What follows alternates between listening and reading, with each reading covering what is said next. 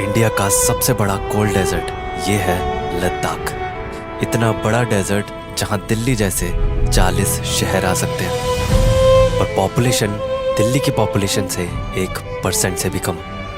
दिल्ली की 3 करोड़ पॉपुलेशन के आगे यहाँ मुश्किल से 3 लाख लोग रहते हैं। वर्ल्ड की सबसे ज्यादा पॉपुलेटेड कंट्री इंडिया में कोई ऐसी रिमोट या दूर दराज बसी जगह भी होगी, ये मानना बहुत मुश्किल है।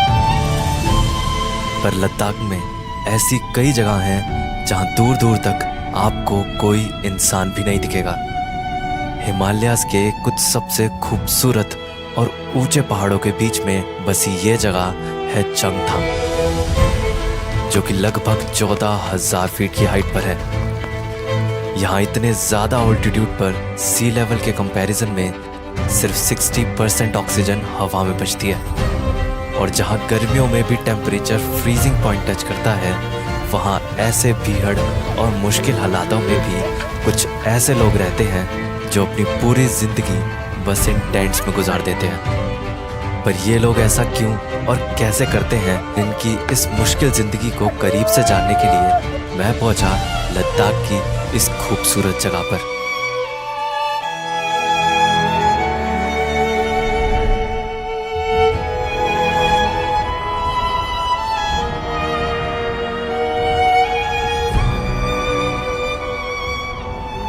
जिले जिले आपका ही टेंट है सारे? नहीं। अच्छा जी। तो आप यहाँ पे कितने टाइम रुकते हैं इधर? रोज रुकता है। रोज रुकते हैं इधर? है। आपका घर है ये? ये मेरे घर है। ठंडा है। ठंडा नहीं है, सही है, अच्छा है। ठंडा है। सही नहीं है। चाय पियो। रात को ठंडा लगता होगा आपको ना? पूरा ठंडा है। हाँ, थैंक यू दीदी। तो इमेजिन करो आप अपने आप को इस पूरे इतने रिमोट एरिया में, जहाँ आप इस टेंट के भरोसे हैं, बस इस टेंट के भरोसे। और ये सिर्फ मतलब एक रात की बात नहीं है, ये ज़िंदगी भर की बात है।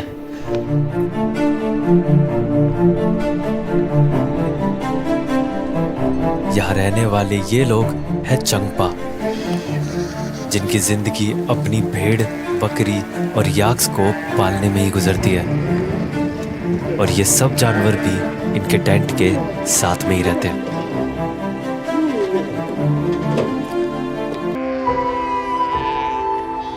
चंगपा लोग सिर्फ चंगथांग के एरिया में ही घूमते हैं, क्योंकि पूरे सूखे पड़े लद्दाख में एक चंगथांग ही है जहां पानी है, और इसी पानी की वजह से यहाँ घास और ग्रीनरी भी है। बल्कि लद्दाख की पैंगोंग और सोमोरी जैसी लेक भी चंगथांग में ही आती हैं, और यही घास इनकी कई सौ भेड़, बकरी और याक्स को जिंदा रखने के लिए ज़रूरी है। पर घास की ये तलाश इन्हें जिन खाली इलाकों में ले आती है, वो किसी भी गांव या जीने की बेसिक फैसिलिटी से भी मीलों दूर है।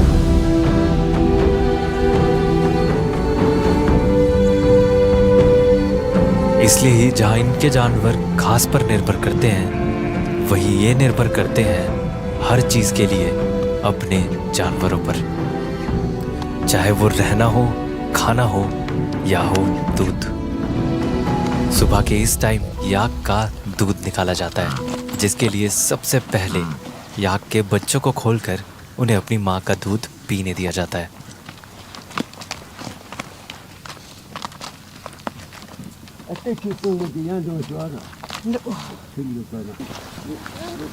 और जब दूध निकलने लगता है और बच्चा दूध पी चुका होता है, तो उसको फिर से बांधकर याक का दूध एक बाल्टी में निकाला जाता है।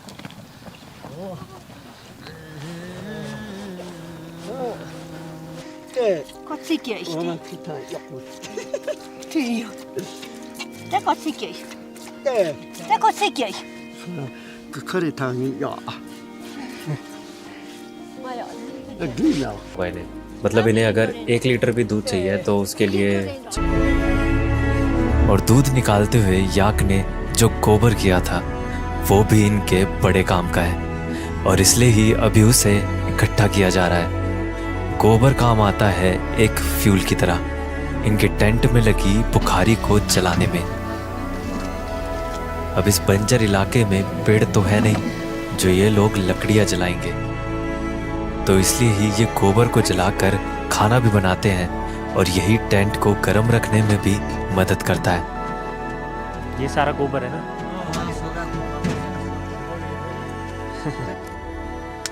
इतनी मेहनत के बाद जो याक का दूध निकला उसका दूध निकालना है।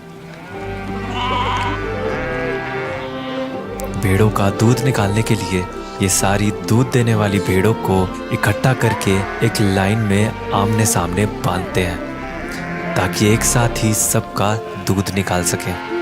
सारी जितनी भी बकरियां हैं दूध देने वाली, उनको ऐसे लाइन में लगा देते हैं ताकि सबका एक साथ दूध आसानी से निकाल सकें। और अब बाल्टी से उनका दूध निकाल रहे हैं बारी बारी से। सारी बकरियों का लग जाएगा, दूध भी नहीं निकलेगा।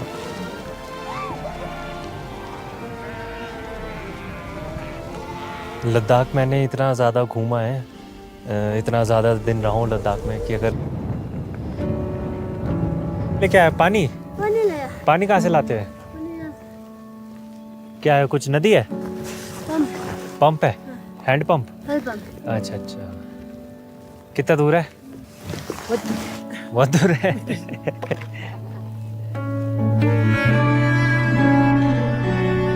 तो सोचिए, जहाँ पानी मिलना भी इतना मुश्किल है वहाँ दही, मक्खन या पनीर कहाँ से मिलेगा। इसलिए ही याक इस चीज में भी काम आता है, क्योंकि याक के दूध से ही बनाया जाता है मक्खन और पनीर, वो भी पूरा नोमैडिक स्टाइल में। और यहाँ भी बटर यानी मक्खन बनाने की तैयारी चल रही है, जो कि एक बहुत ही खास और अलग तरीका है। अभी ये याक के दूध को एक बैग जैसी चीज में डाल रहे हैं, जो कि एक भेड़ की खाल है। और भेड़ की खाल के अंदर दूध को डालकर फिर उसमें फूंक मार के हवा भरी जाती है। फिर उसके बाद कुछ इस तरह इसको जोर जोर से हिलाया जाता है। करीब आधे घंटे तक ऐसा करने के बाद दूध से मक्खन अलग हो जाता है और मक्खन को अलग निकाल के उसे धोकर साफ किया जाता है। और जो मक्खन छानने के बाद दूध बचा था उसे गर्म करके पनीर बनाया जाता है। अब ये सब तो इन्हें खुद करना ही पड़ेगा, क्योंकि यहाँ दूर दूर तक कोई भी डेयरी नहीं है और इसीलिए हर चीज़ ये नेचर की मदद से ही बना लेते हैं।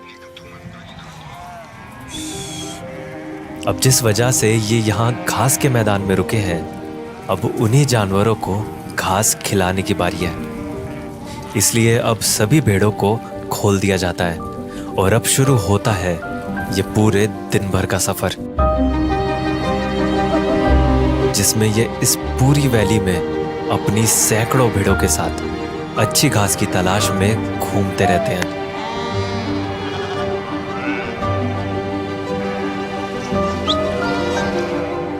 दूर दूर तक फैली इस वैली में जब ये भेड़ और याक चलते हुए महज एक चींटी की तरह दिखते हैं, तब अंदाजा लगता है कि आप कितने मीलों दूर फैले एक खाली इलाके में हैं। भी कुछ लोग हैं जो यहाँ रहते हैं टेंट्स में, तो वो जिंदगी कितनी। और सोचिए, अगर इस जगह में आपको एक दिन में 40 किलोमीटर का सफर करना पड़े तो कितना सफ़र हो जाता है आपका? ऐसे एक बार में कितने किलोमीटर का सफ़र हो जाता होगा, ये जो पूरी घास वास तक? 200 किलोमीटर कुछ आए हमका। 200 किलोमीटर तक का हाँ, सफ़र? अभी हम लोग क्यों दिन से आए। अच्छा, तो 200 किलोमीटर का आप सफ़र कितने टाइम में कर लेते हैं ये? वो तो एक हफ्ता कर तो जाना पड़ता है सर। एक हफ्ते में 200 किलोमीटर? हाँ, वो जाना पड़ता है। कभी कभी तो 40 किलोमीटर आया होगा एक दिन में। एक दिन में 40 किलोमीटर? हाँ, ओहो। तो और सब भेड़ों के साथ? हाँ सब। और कभी कभी तो अच्छी घास के लिए नदियां भी पार करनी पड़ती हैं, जो देखने में खूबसूरत लग सकता है पर बहुत ही मुश्किल काम है।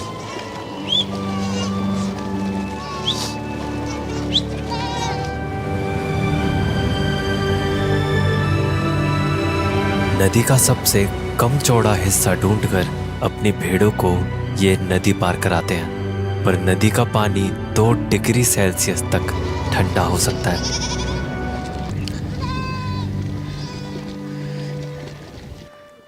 इतनी भेड़ों को संभालना भी आसान काम नहीं है, पर जंगपा लोगों ने इसके लिए भी एक अलग तरीका अपनाया है।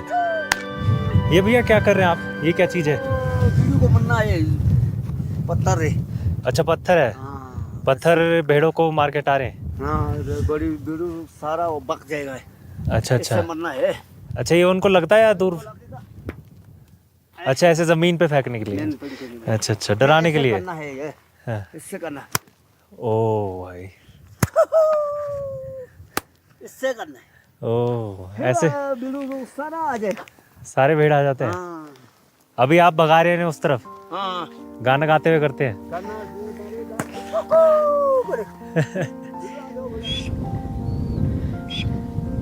पर शायद आज से कुछ सालों में हो सकता है यहाँ सब बदल जाए।